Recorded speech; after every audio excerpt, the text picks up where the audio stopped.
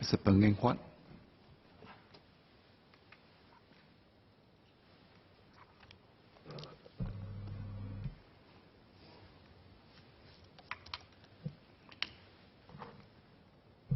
Thank you, Mr. Speaker.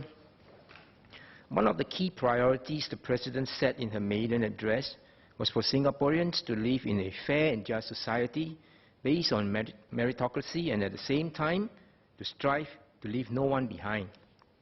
This aspiration of building an inclusive society is a familiar refrain in this chamber.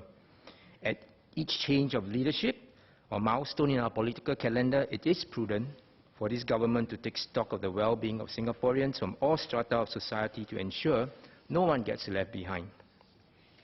But beyond such periodic refrain, I certainly welcome the challenge put forth by the President for this government to go for both changes this time and not to contend with marginal tweaks in the next phase of our nationhood. While we can choose to live in awe and respect of what our pioneer generation had achieved, we certainly should not be tempted to dwell in the shadow of the past just to avoid rocking the boat. We also should not be tempted to just apply a patchwork of measures to fix any system that is out of sync with the changing times in the hope that some of the problems will go away. The lack of resolve to look into certain problems from a fresh angle can have serious consequences because lives are impacted by policies and we cannot turn back time. Sir, the call by the President for the new leadership to tackle inequality vigorously is a timely reminder for a rapidly changing world. Mr. Speaker, despite the attention, rhetoric and measure given to address the issue of building an inclusive society, a new study released by the Institute of Policy Studies, IPS, on social capital in Singapore late last year seemed to indicate a class divide has descended on our society. It was reported in the news that one of the researchers of the study said, Singapore has shifted from a society based on race to one that is based on class as well.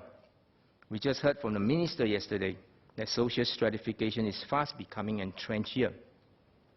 Although this government has acknowledged its concern over the lack of diversity in our schools and housing estates, it is somewhat not as alarmed by the finding as explained by Minister Grace Fu early this year.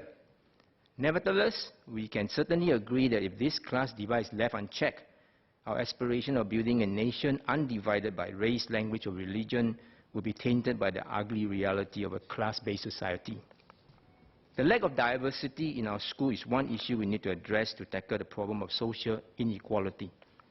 This is important because this government views education as a key pillar of social mobility, and I do support that wholeheartedly. Long before the release of the IPS study on this issue, the principal of Raffles Institution in 2015 proclaimed that the school had become a middle-class school, catering largely to affluent families, and was no longer truly representative of Singapore. He said, and I quote, "A long period of conditioning means that we often fail to see elitism even when it is staring at us in the face," unquote. Although what he said then was not something new, such frank admission by an insider from one of the oldest schools in Singapore is certainly noteworthy.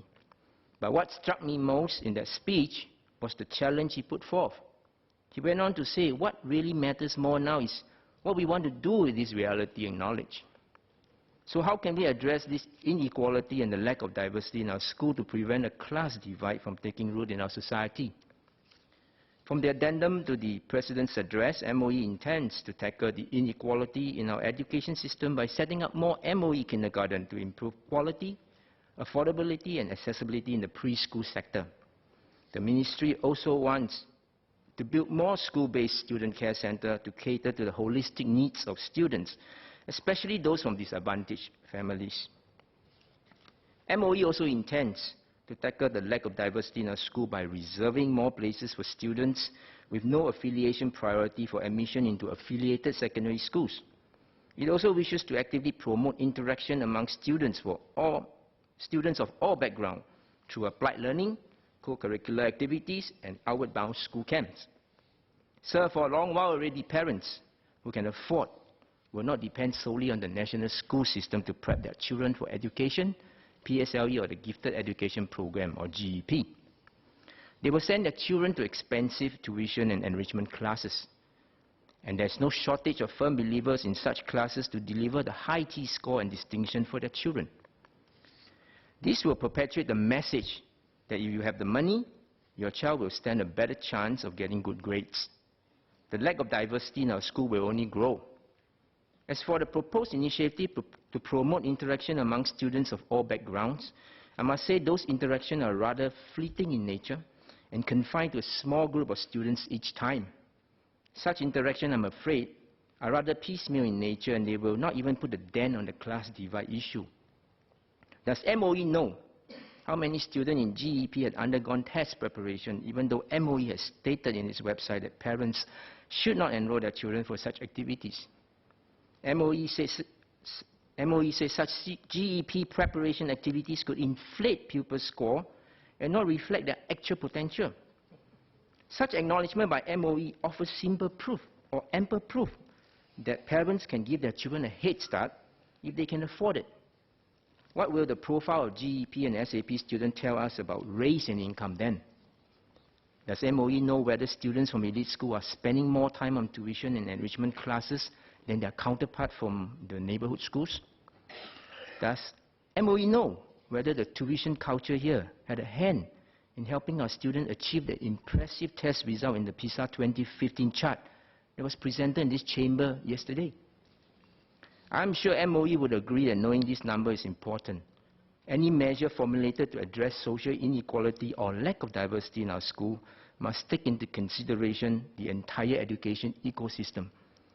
Without this information, any formulated measure would be, as in the words of the President, tweaking things at the margin.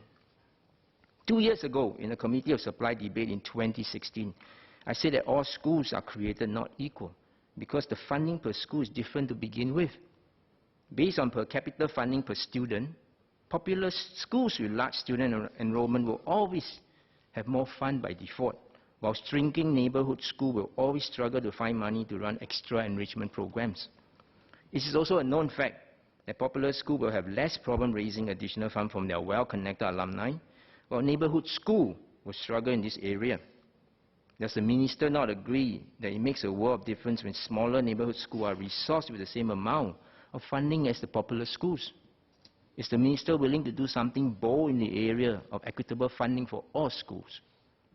In the same COS debate, I also proposed a fundamental change to the secondary one posting exercise to address the lack of diversity in our popular schools. I shall not repeat the details, but in a nutshell, I propose that students finishing in the top tier of their primary schools, based on PSLE results, be given direct admission to a secondary school of their choice. This move will ensure a good mix and spread of students from all spectrum of primary school going into the popular secondary schools. This will definitely introduce diversity into the so-called elite schools. This will also prevent elitism from entrenching itself in any of the popular schools. For parents who want their children to attend a popular secondary school, every primary school is now a good school to start the journey. Some may question this is not meritocratic. I beg to differ because these students, even if their T-scores are lower than the cut-off points for the popular secondary schools, are high achievers in their own rights. They have certainly earned their place for direct admission into a school of their choice by finishing top in their respective primary schools. The proposal is still based on meritocracy, but at the local level. Meritocracy is never a fair game. If you have the resources, the money, the proper nutrition, the proper training, the proper technique, you will stand a better chance of coming up top in whatever you do.